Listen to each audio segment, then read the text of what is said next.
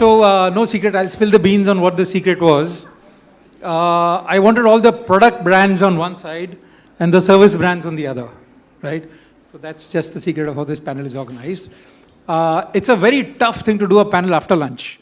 First, all of you have had lunch. All of us had to have lunch. And second is, like Alok said, we have 6 women on the panel, right? So we'll make sure we don't tear each other's hair out and, arrive at some interesting conclusions by the end of this session. So what does brand and sustainability actually mean? I come from the film business. After 25 years in Times of India, I started a fund to make films in regional languages. We don't know what is the meaning of the word sustainability in the film business, honestly. Dhurandhar, if you know, is one of the largest grossing box office films in the last 1 or 2 months. And the second thing you know about that film is that last week the BMC put them a sustainability notice. You can never shoot in Bombay again, they told the team. Of course, smartly, they had already shot part 2, which is going to release in March. But now they're fighting a sustainability battle saying, listen, no, we'll take care of the nature, environment in Bombay next time when we shoot and all that. So sustainability is a very oft misunderstood sort of a clause in the film business at least. And green producers used to be people who made greenbacks, which is the dollar. So if you make a film, you make dollars, you were called green producers. And you made money from the film business. But nowadays I'm told that green producers mean something else. They leave the environment, they leave the nature exactly the way they came before they put up that big set inside a forest in Kerala. So can you leave the forest exactly like the way you started when you made a set? It's a big challenge. Nobody is thinking of that in the film business yet, but hopefully someday we will look at that. Now, coming to the subject, brands and sustainability. So, I've had a very interesting chat with all the panelists, and one of the things that I'm always confused is that it is like an anachronism, right? They don't go together. The sole purpose of a brand is consumption, right? When you build a brand, you want people to consume your product. You want more and more consumption. That's why you build a brand. Otherwise, you're okay, with just a product that has no name, no features, no consistency across different markets. But you build a brand to be able to get consumers to buy your product and consume it all the time. Now, the conflict is sustainability wants you not to consume. Sustainability wants you to preserve.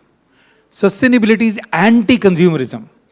So the first question that we'll run through the panel is how do they handle this conflict? Or what do you think of this conflict? That on one side, you build a brand that wants people to consume your product. On the other side, you have this challenge that you have got to sustain nature. How do you balance this conflict? So let's start from the product side, right? So we have, product this side. So let's start with, essentially, I think from you're in Kone Elevators, right? So Kone makes elevators.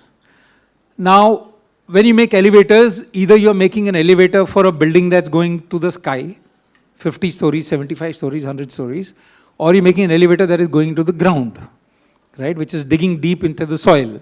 So it is interesting to understand what is the point of, how do you manage sustainability while operating an elevator company? To you. Good afternoon, everyone. It's great to be on this panel. And a very, very important, I would say, discussion to be on this panel, because Kone and sustainability go hand in hand. It's kind of embedded in our DNA. But coming back to your question, Naveen, buildings are responsible for 40% of energy consumption, right? So it becomes all the more important for elevators, which are so integral to buildings today, to be energy efficient, right? And to be sustainable in its complete form. So how we do it is very simply. One is, I think one of the most important things when we talk about brands building a sustainable future, or brands and sustainability, is one pertinent question that always comes to my mind, and I'm going a little off, is that what are brands trying to do here? Is it just about reducing harm, or is it really about building a sustainable future? So I think that's very important. And for us at Kone, it's really embedded in our strategy, right? I mean, it's embedded in our purpose. Our purpose at Kone is really to shape the future of cities, right? Sustainable cities. So that's essentially what it is. So coming back to your question, how we do it, one is, of course, we pledge sustainability. We are, I think, one of the first in the industry to take science-based targets on sustainability. I mean, our pledge of 2030 is, reduce carbon emission in its entirety by about 50%, and in the ordered product by about 40%. So that's the first step for us. How do we really pledge, and how do we deliver on that pledge consistently? The other thing is internal is very, very important. I think we have 10 manufacturing units across 7 countries globally, and all of them are carbon neutral as of today, right? So that's the first step towards anything. And all our suppliers are essentially partners to us on that. I think one of our partners are sitting here. So that's essentially the first step to it. Then, of course, it goes down from a perspective of really, helping our customers build sustainable buildings. So that's very, very important. Through early engagement, through early intervention, how do you design a sustainable building? So at a design stage, how do we intervene, right? How do we design the traffic flow? How do we design the entire building? So that becomes the first step. Then, of course, going back to designing products which are sustainable in its core. I think that's a fundamental. So all the innovation that we do are really rooted in sustainability, whether it's the first ever, all our elevators are powered by regenerative drives, which are 30% less energy consuming than any other thing. We have something, an innovative technology called Kone Ultra Rope, which is 6 times lighter than your conventional steel ropes. Also, the way the hoisting system is designed is that it really, requires very low headroom. So it also helps the developers optimize their space and building. We are the first in the industry to have carbon neutral maintenance, right? We also use digitization in a big way, and we've got something called digital intelligence predictive maintenance, where we actually predict any fault that could happen with your equipment and do early intervention before it happens. What it really does in effect is it really increases the lifespan of the elevator. Modernization is the biggest sustainable opportunity across the globe. That's really our third pillar of our 2030 strategy is all aged elevators which are about 20-25 years old have to be modernized, right? Because they consume a lot more energy, they are a lot less safer. So how do we kind of modernize them? That's the biggest sustainability conversation and circularity for us. And then, of course, safety becomes paramount for us, right? Safety and inclusivity is big. So that's how we, at Kone really contribute to building, sustainable cities. Thank you, Medha. There was a lot of new insight. This word 2030 does get bandied about a lot, right? Yes. That it'll be the green year where everybody, Apple, Google, everybody's saying we'll be carbon neutral by 2030. Yes. What's the magic? Is it numerology? What is 2030? Astrology? There was some astrologer on the panel. Yeah. What is 2030 got to become carbon neutral? Everybody suddenly carbon neutral. No, I think it's also to do with the United Nations, the sustainability goals that we have. Good, and chalo, it's you a passed matter it of on. aligning That's to fine. that. Yeah, that's nice. So from one European company to another, now Ayesha, I had a very interesting conversation with Ayesha, and I always thought, whenever I look at statues in Bombay, I said they're all owned by pigeons in Bombay. I mean, pigeons own all the statues. Ayesha, told me that she runs a company that has an initiative that cleans and keeps the statues clean in various parts of the country. So Ayesha from Karcher, which I think is a company I also heard for the first time. Amazing. Tell us more, Ayesha. Sure. Firstly, thank you so much for having me as part of this very empowered all-women panel. I think it's great to have a post-afternoon session. And so I represent a company called Karcher. Lots of us may not know it in India, but in Germany, if you look up the German dictionary, Karcher is actually a verb. We've actually made a noun a verb in the German dictionary, and it means to clean. So whenever I meet German ambassadors, they're always like, you were the most hated word during our childhood, because every weekend their parents would say, just Karcher it. So that's where I come from. I think for us... So what does Karcher mean? Karcher is actually the founder's name, Alfred Karcher, which was a noun, which actually became so popular in the whole They start European using it for subcontinent cleaning. Okay, nice. that it became a verb. It's much like Dettol or Xerox that is right now. Bisleri, yeah. Yeah, or Bisleri. So I think for sustainability for us, it means several different forums. So one is, of course, ever since the 1930s, our founder actually did effluent water systems back in the day when it wasn't even talked about. And then it transcended across generations and across different perspectives of business. So one is a leadership mindset, which actually paved the way for sustainability. The second is our products have about 80% of recycled plastic. So what do? We actually make mechanized cleaning solutions. So anyone who's been to the Bangalore airport, Bombay airport, those big machines, cleaning that you take for granted, that's us. We also do a lot of products for home, which is vacuum cleaners and steam cleaners. So perhaps not the most interesting category, such as fashion or retail in that space, but something that makes a difference, which is our tagline, and actually commits to a better future. That's us. Having said that, the most recent thing and the most fun thing that we did last year was our 90th year since inception. So this is a very cool concept. We actually took a pledge across the world, all 80 subsidiaries, all 17,000 employees, saying we will clean 90 monuments. So we did.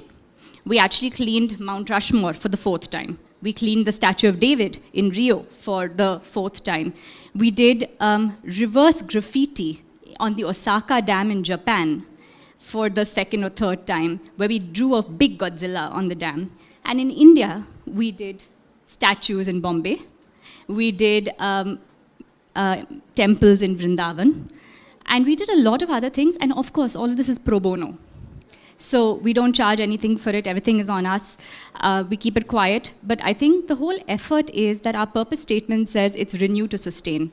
Together, we build a powerful future together. And I think that is the premise that all our employees follow. So I talked about leadership, I talked about products, I talked about the sentiment behind monument cleaning, and the last and most important thing about sustainability is individuals. So individuals meaning employees of the company who bleed, not just yellow, but green as well. But I think everyone has it in them to understand the concept of sustainability in everything they do. So for example, lights will get switched off once someone leaves a room. Simple things like that also add up and make a big difference. Our customers, we try and educate them about the importance of cleanliness. And I'd like to just digress just a little bit to understand the importance of sustainability and the role and the expanse it plays here. So, how many of us know of this concept of jhadu pocha? All of us here in the room, right? So what do? We sweep up dirt from one side of the room. And why do we do dusting after that? Because it settles on different surfaces. So are we really being sustainable in eradicating dirt at the point of dirt? That's a question to think about. Similarly with pocha, when you're dipping your actual used cloth over and over again in the dirty water to clean your homes, is that sustainable? Is that a healthier future for you, for your progeny, for whoever else in the family?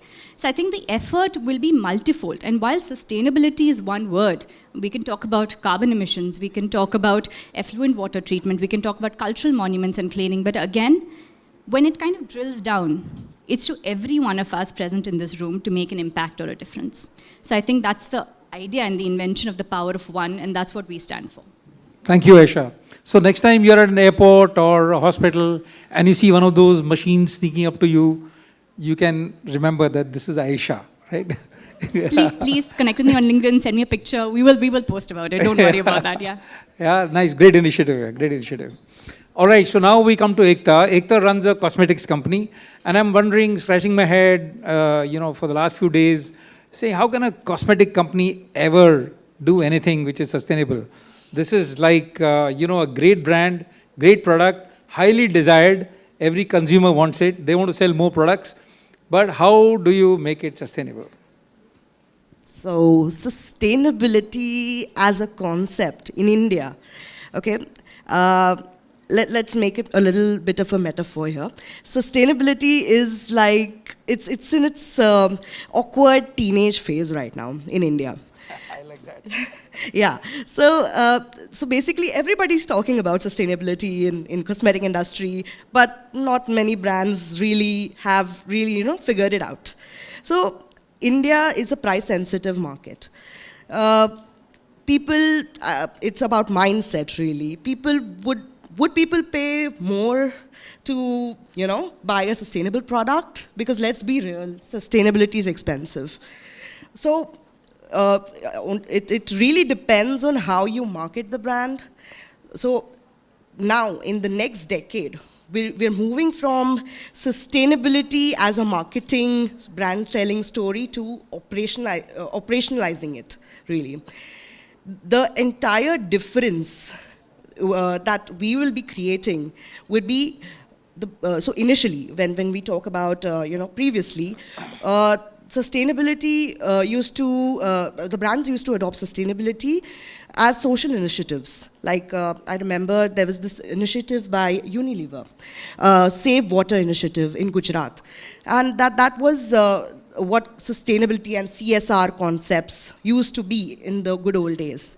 But now, when we talk about sustainability, it's about how every brand is adopting sustainability in everyday operations, right? So, with increasing awareness in consumers, people are now getting more and more aware about, the ingredients, the packaging. They're questioning everything now. Blame YouTube, but they're questioning everything.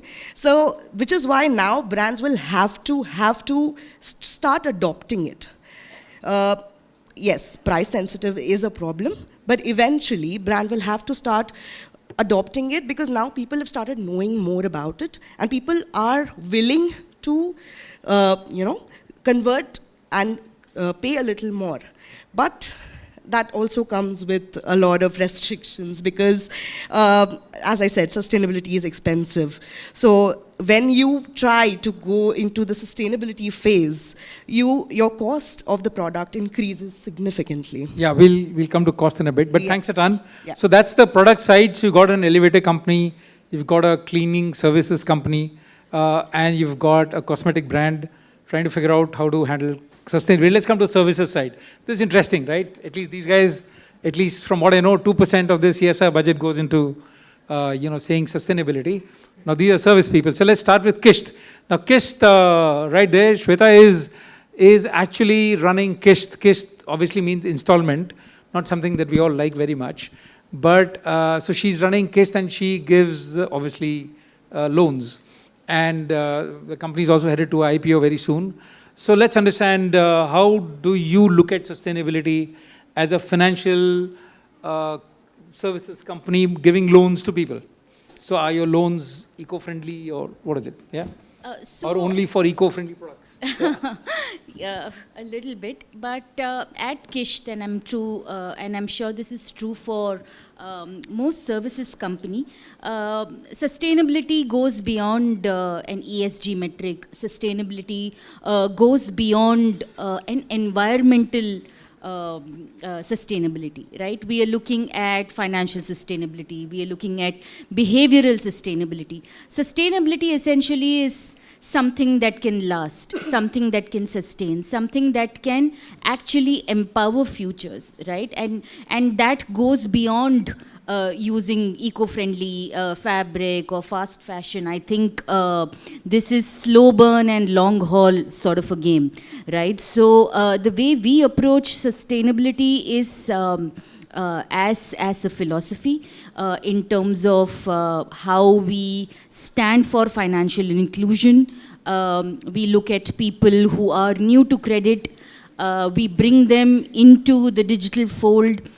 We coach them on how to maintain healthy credit habits, how they can build financial sustainability. There is a lot of transparency in communication. There is a lot of customer education in terms of building credit habits, in terms of being a borrower, but being a smart borrower over many, many years. So that's sustainability, which is a long-term sustainability. But of course, we have our own CSR initiatives where we partner with a lot of NGOs, right? Even something as simple as a Diwali gift, we make sure that, so that's the marketing aspect of it, where we look at handmade gifts and we partner with, victims of domestic abuse, and we get them to make certain products which we send to our customers, send to our partners. All of that, of course, is there. right? That's BAU. But sustainability, financial sustainability, behavioral sustainability, repayment behavior, credit behavior, all of that is in the long haul. And that, I believe, can really change the game for India in terms of, if you look at the US market, in terms of credit, they are very, very evolved, right? All of them take student loans, all of them, pretty much everybody has a mortgage. India, debt, borrowing is still taboo. Right there, taking a student loan, for them it's, something very, very normal. But for us to make debt mainstream and talk about how you can use debt to become very credit savvy, I think that's the way we are looking at sustainability. Thank you, Shweta. So that's a new thing, at least I learned, which is behavioral sustainability, which is, I think, a very interesting new concept. And maybe you'll learn more as we go along. Coming to Ritu. Ritu, of course, did a lot of years in Dell, which is absolutely, one of those amazing computer brands of the 90s and 2000s. And now she's consulting. So, Ritu, tell us, since you made the transition from product company to services, what do you think sustainability, how do you think sustainability has changed in your view? I think it has definitely changed over the years. Many years back when we all started working, many of us I'm sure would remember, sustainability was not even at the table for discussion, right? So it's just something that has come up. Is it a fad? Possibly, as somebody said, it's still very, very new in the country. But to your point, like you said, the brands, if their objective is to make us consume, then how does that go along with the whole notion of sustainability? Because sustainability is about preserving. Yep. My view here is that a brand is still wanting us to consume, but consume responsibly. And the whole place of that is sustainability is not just about a particular aspect of the product or a particular aspect of the brand that is being given out to the customer, but it really has to be something which is across the life cycle of the product, right from the time that it is conceived about, the materials that are being used, the operations that are being undertaken, the plants which are being created, the production mechanism which is being created, the electricity, water consumption that is happening, the packaging material that is being given, is being used, the operations, like I said, the supply chain sustainability of it, till the point that if your product is something which is not fully consumed, but you do have, whether it's lifts, whether it's machines being created, whether it's laptops or products being created, how do you bring that product back into the recycle fold at the end of its life cycle once the consumer has done with it, so that you're not leaving trash on Mother Earth? That entire cycle, that entire life cycle of that product, right from beginning to the end, is something that the brand has an opportunity to own, to be really driving that sustainability. Thank you, Ritu. So, we've now seen perspectives of products and services, but let's come to Sujata. Sujata runs what we believe the simplest of all businesses. She's part of an IT consulting company. IT consulting, we all know, makes billions of dollars, doing work for companies outside, companies inside. And so what have they got to do with sustainability? Sujata. Thanks, Naveen, and happy to be on this panel on a very interesting topic. So I come from Uran Innovation, which is a IT services company. And as you said, the way we look at sustainability is very different. It's easy for any company to measure, if you're in manufacturing or if you're in a product company, it's easier for you to set some metrics when it comes to sustainability. How do you do it for services company? But there are, and I want to share a story because as an organization, we have been a very social company. So we've been doing a lot of CSR activities. We've been doing a lot of initiatives internally in the organization where we have been taking care of sustainability. But we were not, we didn't realize that we are doing something. So we had a shocking encounter with one of our clients who have been working with us for 20 years. We have been their official digital partner. And they informed us that for the next upcoming RFP, we would not be eligible because we are not certified as a sustainable organization.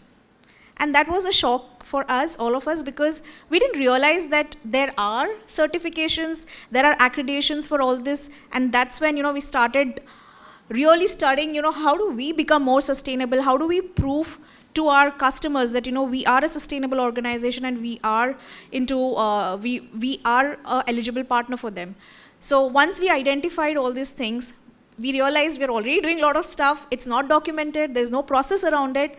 And there is, of course, no identified metrics which we need to start tracking. And we also need to get a third-party accreditation on that. So there are a lot of ISO accreditations, by the way. There are a lot of frameworks, which helps you to ensure that you have all the certifications in place and you can work with your, big customers, especially, and it's become a mandate now for all the big companies, especially the Fortune 500s, that when they work with suppliers or customers, you need to be a sustainable organization. You need to have compliance around it. So it became very important for us. And that changed the mindset, because now sustainability was a topic on the board. Board members were talking about it. All of us, even marketing, all the functions in the departments had to embed sustainability within our teams. And how do we do that? We have to start thinking, how we are working. We have to operationalize everything that we are doing and ensure that it is sustainable. So even when we are doing, a project, for example, a marketing campaign, how do you make it sustainable? So now when we start doing anything, we have to think from a point of view of making it more sustainable. It's not just a one-time thing. It's a long-term approach that we have to adopt to. Yeah, thank you. So, one of the things that I've also learned is that companies like Apple, I'm part of a strategy consulting group at IKEA, and they have a lot of effort they put behind sustainability, because they cut a lot of forests. They cut a lot of trees to make their furniture. But again, like a European company does, they have a lot of certified products that they use, they recycle and so on and so forth. Even Apple MacBooks recycle all the aluminum that they use for the MacBooks. So good. So let's come to the second question. Very quick 30-second answers from everybody. You can take a little more if you want. But the key question is that organic, we all know organic food, right? When you go to a store, you go to Nature's Basket, there is carrots at 20 rupees a kilo or whatever it costs. And there's organic carrot that costs 80 rupees a kilo, right? So there is a cost of being sustainable. There's a cost of buying organic, vegetables. There's a cost of growing vegetables. There's a cost. How do you handle costs? Let's start with the product side. Very quick answer. How do you manage to be sustainable and still keep your costs under control and competitive?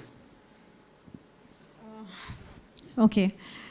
So firstly, one of our biggest customers are developers, right? So these are 30 seconds. Yeah, builders and developers all across. So I think it's also now, there's been a whole shift, where like what Sujata said or Ekta said some time back in terms of cost. I think developers or the real estate or infrastructure developers are now becoming a lot more, they're evolving a lot more when it comes to their sustainability goals, so right? Costs. Yeah. So what I'm trying to get at is that people are not today just looking at from a perspective of a cost at that point in time. They're really looking at the entire life cycle cost and all. Yeah. So that's one of the reasons why they're willing to pay for that. So very quickly, value chain optimization. Just look at the value chain. Figure out where your scaling up has to be, figure out if you can invest in AI in certain pockets, figure out if you can do anything else to offset that cost balance so that you actually give the most lucrative deal to the end customer and also build goodwill. So you're saying trade off a little more AI, so costs, the value chain. Okay, got it. Yes. So sustainability, I think, is an evolving concept in cosmetics. But we talk about packaging, green packaging. We talk about ingredients. So that increases the cost. Yes. Does it keep it competitive? So we have to try it, but we start usually with packaging because it's the easiest way to start being sustainable. But then eventually, as you increase your ingredients and your cost tends to go up. So packaging is the easiest way to be sustainable in cosmetics. Okay, so this side of the table is not about cost, it's about challenges. So what are the challenges you think come in the way of implementing sustainability? What are the key things that come in the way? It's a mind shift, right? the way your operating model is changing. So there's a lot of cultural change.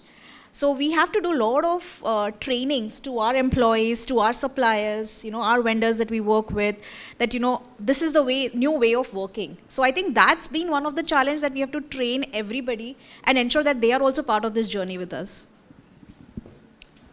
I'd say the challenge is really walking the talk, the culture, as she just said.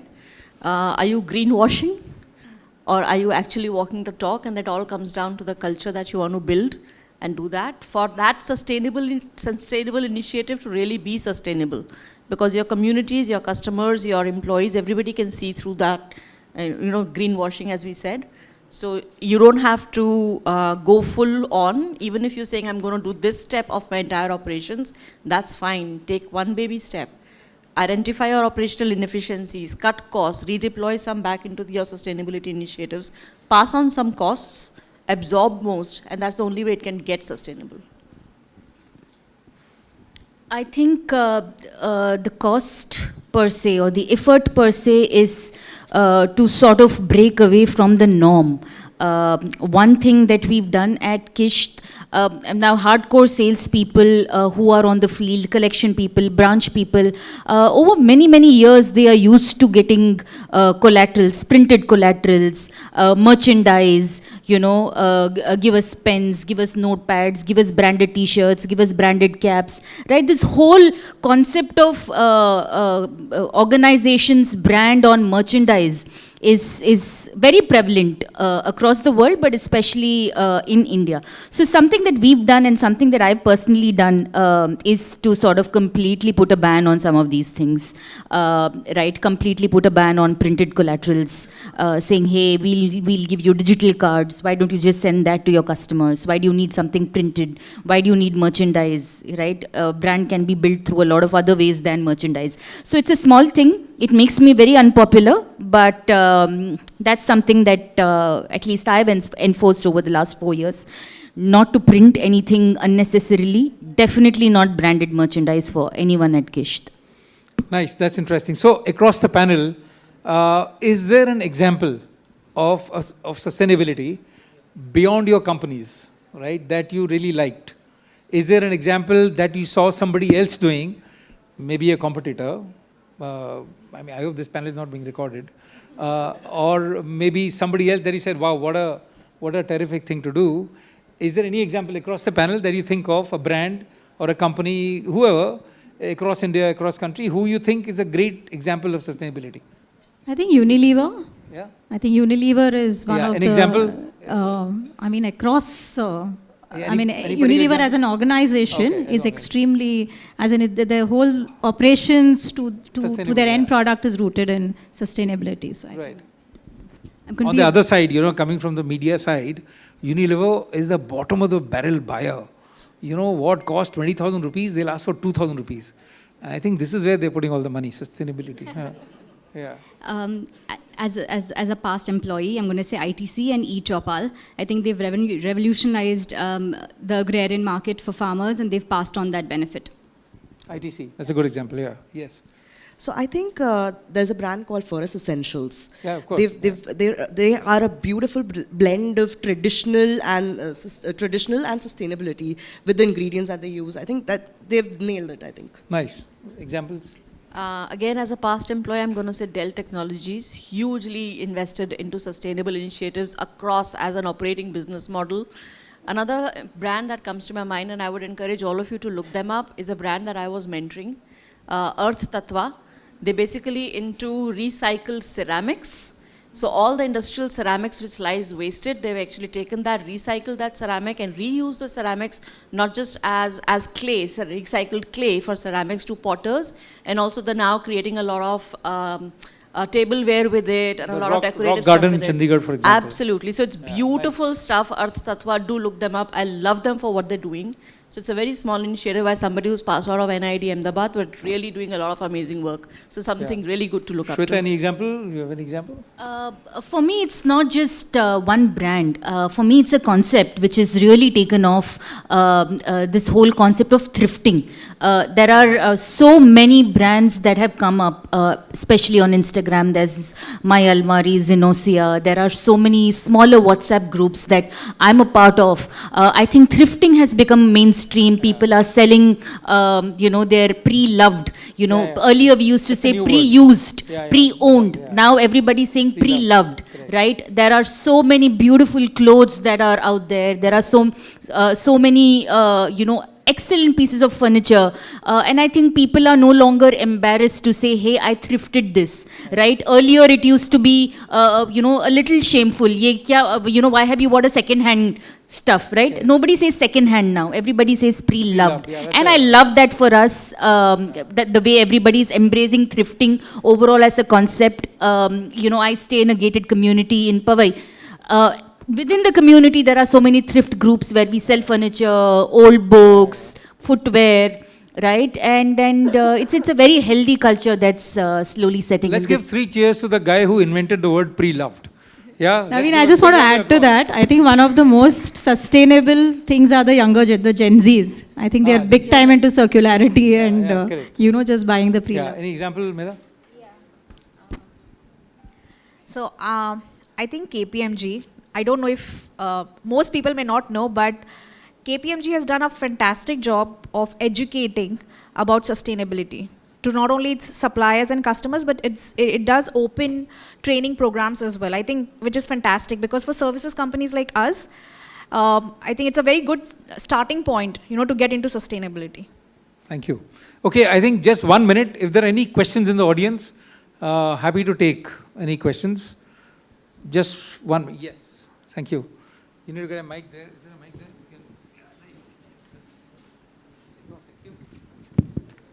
So my question around, or my point around sustainability, so to speak, is very different from what all has been discussed. All you elite panelists mentioned about sustainability in terms of the product or services, essentially. Back there, I see, there's this AI initiative that's being talked about, right? As of today, the biggest problem with AI is its, effects on the environment, and then sustainable use of AI. And I mentioned in my discussion, how data is very essential to AI, but all you guys, you talked about precision in technology when it comes to sustainability being the key. The same problem arises with AI, how precise is your data, how precise is your data modeling, how precise is your data collection ecosystems. So while one part of the business today are focused on how sustainability comes across in their businesses, across their products, right now I think the bigger narrative is around, or it's being lesser discussed, but it should be the big discussion around how to bring in sustainability in AI. And that's where I think all of us, I implore everyone in the room to start thinking, because I'm sure every leader in the organization is trying to drive the narrative of bringing in AI, but how to use it. Good questions. I think the current focus is largely very low-hanging fruits of cost reduction, right? Everybody's only looking at that, saying, can I reduce my cost? Using AI, can I make, for example, in the film business, can I make a better film, make a highly bigger spectacle using AI, right? But yeah, the intrinsic cost of AI is not something anybody's discussing today. I don't think that is in the 2030 charter. That may be in the 2050 charter, because by then AI would have, done what it has to do to the rest of the world. But yeah, that's a second leg of the con. Nobody's doing that conversation today. But just to add to this, sorry. So there are a lot of logistics brands in the room today. And so my brother comes from GE Transportation, and he gave this very nice example that, he was brainstorming around, or there was this boot camp that he was a part of, wherein they were working on a pledge, they were working on a plan. And they realized that, people have been talking about getting in AI chatbots, so to speak, for, say, the trucking industry in general. While the same thing could easily be solved for with any, any SQL-based query running. Just with the idea, or just with the push of AI, you cannot really move towards a better business or functionality. So you need to be cognizant of where you use AI, where you use certain initiatives. And AI is just one example because that has become something which is being used across all businesses as today. But it goes back to the whole idea about, how are your processes currently looked at? So that operational sustainability. I just want to add, because I come from IT industry and we've been having these discussions on a daily basis. See, 30% of AI projects are going to be successful. Okay, 70% are going to fail, right? Because everybody is still in the experimentation mode and they still don't know where they should be applying AI. So I think it's going to take some time for AI to move into sustainability. Only once it becomes a part of the operations, it becomes mature, only then they would start talking about sustainability within AI. So I think we still have a lot of time for that. No, I think since both of us are coming from Delhi and perhaps straight from the AI summit, I think one of the biggest things of the sustainability was about trust. And I think the AI summit also talked about two things, which is humanizing AI is based on the human's belief of intent and consent. And until those two are met and the truth is delivered accurately, then it will be a sustainable ecosystem. And adding to Naveen's point, cost reduction is one part of the game. Higher productivity, dignity of labor is the other side. So I think brands have to cognizantly choose which side of the game they belong to. Customer experience, right? Also, delivering a customer experience is also fundamental to it. AI is not just about optimizing productivity or cost reduction. It's also about how you use it responsibly to be able to deliver value to your customers, through a better customer experience.